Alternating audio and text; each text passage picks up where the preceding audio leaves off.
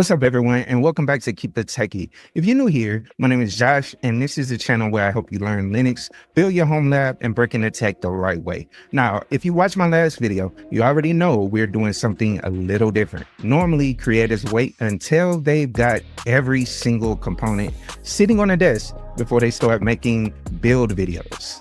I'm taking out all through the process instead. The last video was all about the power supply. Today, we're adding another major piece to the build, the ASRock Challenger 360 Digital AIO. Now, just like the last video, I want to be transparent. This cooler was provided by Newegg for review. I didn't purchase it myself, but everything you're going to hear is my honest opinion. If something impresses me, I'll tell you. If I think something could be better, I'll tell you that too. Now, I don't have the motherboard, CPU, or everything else yet, so this isn't going to be an installation video. We're going to unbox it, take a closer look at the hardware, talk about why liquid cooling even matters, and where this fits into the Linux server I'm putting together. So if that sounds interesting, go down and hit that like button, subscribe if you haven't already, and let's check this thing out.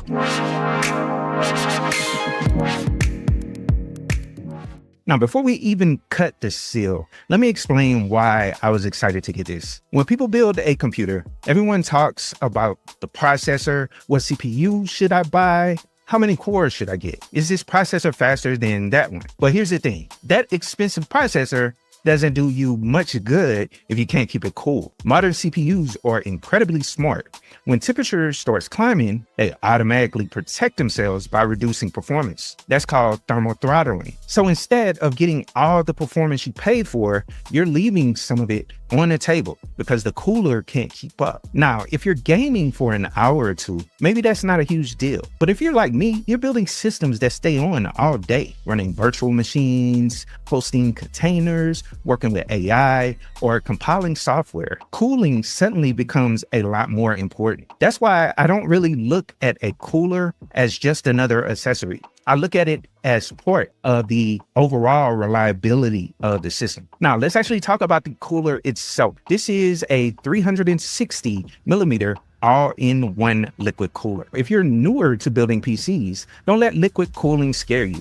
This isn't custom water cooling where you're bending tubes, filling reservoirs, and hoping you don't spring a leak. Everything comes assembled from the factory. You've got the pump, the radiator, the tubing, the fans.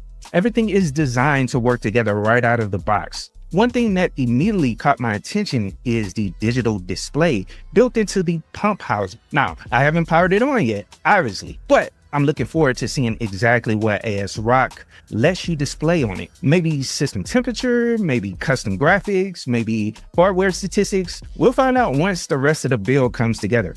All right, enough talking. Let's see what we actually get inside the box. Packaging is one of those things people don't always think about until something shows up damaged. So I always pay attention to how manufacturers package their hardware.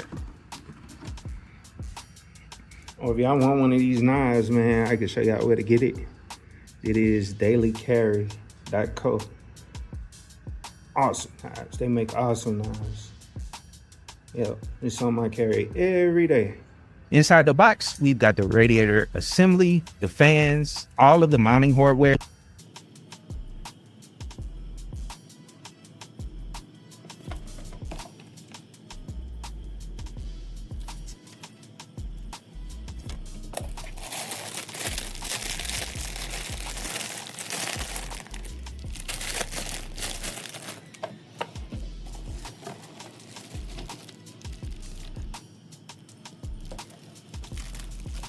One thing I really liked here was laying everything out on the table. It gives you a much better picture of exactly what comes with the cooler instead of pulling things out one piece at a time.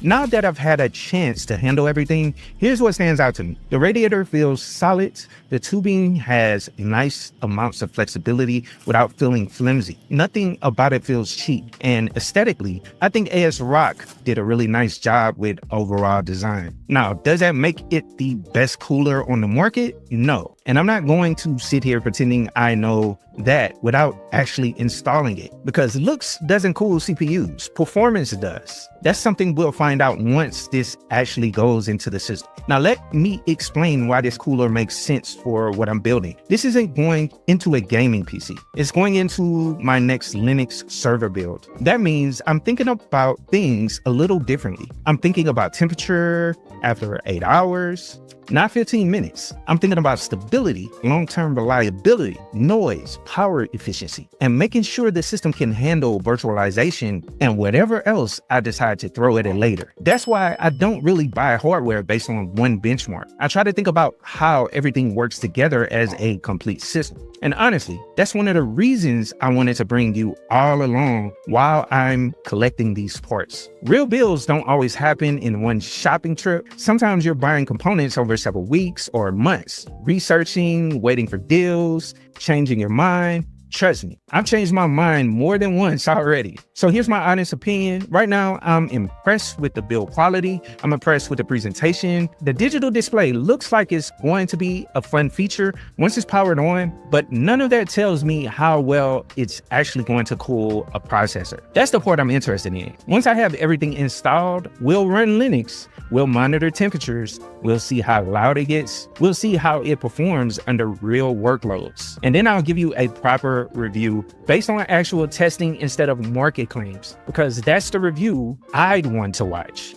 Well, I know this was kind of short, but that's going to do it for this video. Another piece of the server build is officially here, and it's starting to feel like this project is finally coming together. A huge thanks to Newegg as well as ASRock for sending this over. If you already use the ASRock Challenger 360 Digital, I'd love to hear about your experience down in the comments. And if you're putting together your own Linux workstation, gaming PC, or a home lab server, let me know what hardware you're using. If you enjoyed this video, don't forget to hit that like button, subscribe if you haven't already, and keep an eye out for the next part in this build series. We've got more hardware coming, and once everything is finally here, we're going to put it all together, install Linux, and see what this machine can really do. Until next time, keep learning, keep building, and of course, keep it techie. Peace.